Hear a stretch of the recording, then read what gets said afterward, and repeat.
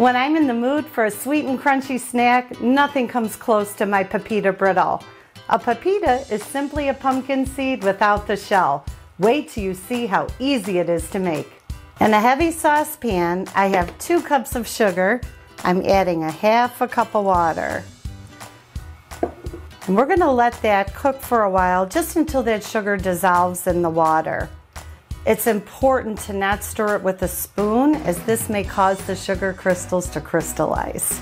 So I start out with the heat at medium-high, and then once the mixture starts to boil, you want to reduce the heat so that it's at a nice slow boil.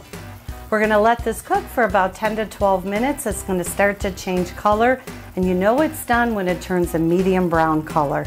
Off the heat, we're going to add our butter, about 2 tablespoons. And with a heat-proof spatula or a wooden spoon, give it a good stir. We want that butter to melt in the mixture. And you can add 3/4 cup of pepita seeds. I've been known to add up to 1.5 cups. It just depends on how many pepitas you want in your brittle. Stir it just until the butter is melted.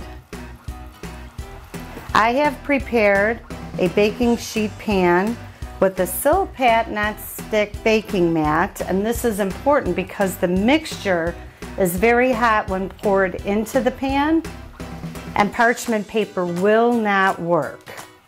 Use an offset spatula and you can smooth out the mixture. This is perfect. Ooh, the Pepita Brittle is nice and hard.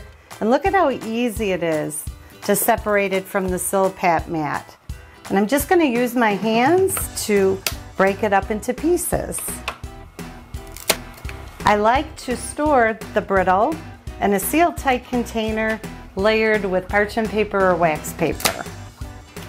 I store the Pepita Brittle in my kitchen in a cool place. Make sure not to put this in the refrigerator because the moisture will cause the brittle to soften.